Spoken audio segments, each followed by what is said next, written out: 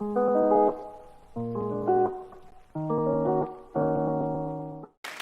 good evening, everybody. Excuse me, got a man in my throat, sorry. Wow, you know, there's a lot going on. I just want to tell you, first of all, I don't know if you men have noticed, but there is an epidemic of women drinking these days. You know, women are doing a lot more drinking than they used to. I don't know what that's all about. My first time on stage was at a club in Long Beach, California called Miss Wiz. It has since burned down.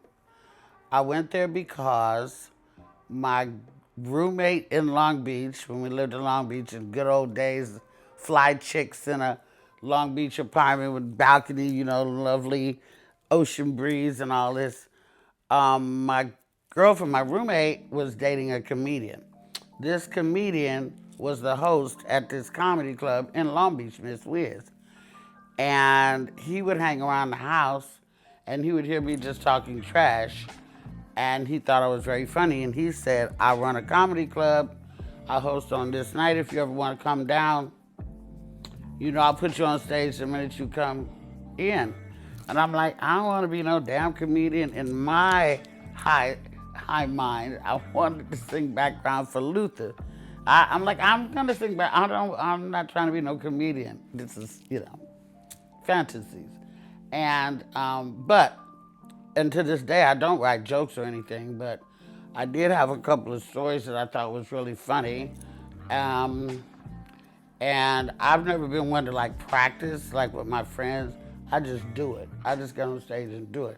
Sort of like a freestyle rapper sometime, you know? And so I told my girls, I was like, well, you know, I don't know, let's go down to this club and see what's happening, see if this fool put me up. And I went down and he did put me up immediately. I told my story. And then when I got on stage, this guy came over to me, this short, dark, chubby guy. And he said, you's a funny little bitch. And I said, thank you. He said, you need to come down to my club. And he gave me his card. And I've taken it as a sign ever since. Here is my 2010 Chili Bowl. Now, black folks fill it out. Niggas do not. I write bullet points, but I don't write out the verbiage, because that's where I freestyle at. I'll talk about this subject, but I have to construct the way I do it. And I don't want to do that on paper, because I might do that in many different ways, you know. I did film and television before I ever did stand-up, yep. I was in the Bay Area. I was working for a black-owned and operated local television cable network called the Soul Beat Television Network. Mr. Chuck Johnson was the founder and the creator of the whole shit. This is before BET. And I learned, you know, I hosted shows. I did camera work. We learned how, you know, white balance and this and that. And so that was local, but it was cable, but it was, so everybody around the area watched me on TV live, and then you could call in as well and talk to people. And then when the show was off, you go out and people would talk to you in the street that had just got through watching you on TV. So I had all that fame before I ever even left Oakland. Then I had an agent and I landed a part in Mike Myers' first movie, So I Married an Axe Murderer, before he ever did any of the Austin Powers series. And then the movie after that got me my SAG card was The Rock with Sean Connery and Nicolas Cage. And I was 7 months pregnant when I got that, and I don't even think they know. I think they thought I was just fat. Well, I did the movie pregnant. And then, you know, later came moves to LA, moved back to Oakland, you know.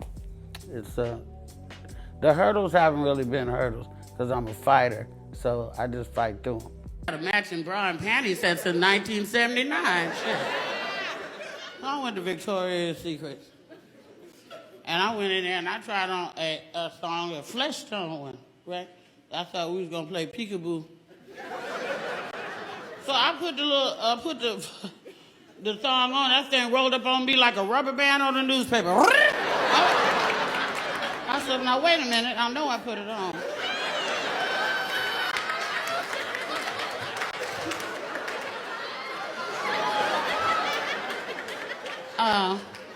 Okay, well, I just buy it then. I know I put it on. The fact is, I was already prepared when I got approached about doing this special from Dave.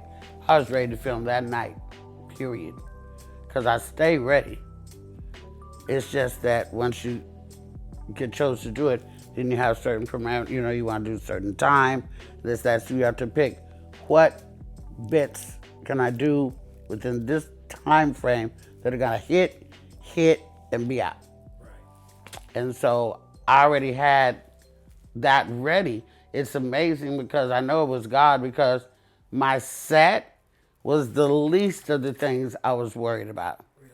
I knew I was gonna kill that. I had been killing it all around the country. I said, I'm just gonna do what I've been doing. Everybody haven't seen it. The people who's in the clubs have seen it, or who I'm by the video and seen a little bit. But, a Netflix special goes to 125 countries. Right. It's gonna be translated into 20 different languages. So it wouldn't matter if you did comedy every day, it's gonna reach way more people than you could ever see. Is there an adjustment when you do different rooms that may be more multicultural than just the black room? Sure, I do Las Vegas. Right. It don't get no whiter than that, But I draw everything though. I draw everything. I have black crowds with a few white folks. I have white crowds with just a few black folks. I have the same amount sometimes. It varies all the time because it's Vegas. And there's always an influx of different people coming out. And that's why I try to tell people is that your comedy, well, I don't try to tell them because I don't really offer up a lot of advice because a lot of people just don't want it no way. And if I spend my oxygen telling you something, you should probably listen to me. But if you don't want to listen to me, that's fine. I will save my breath and use it for something else. My show in Las Vegas is at the Jimmy Kimmel Comedy Club. The Jimmy Kimmel Comedy Club, kimmelscomedyclub.com is where you purchase tickets every Sunday and Monday night at 9:30 p.m.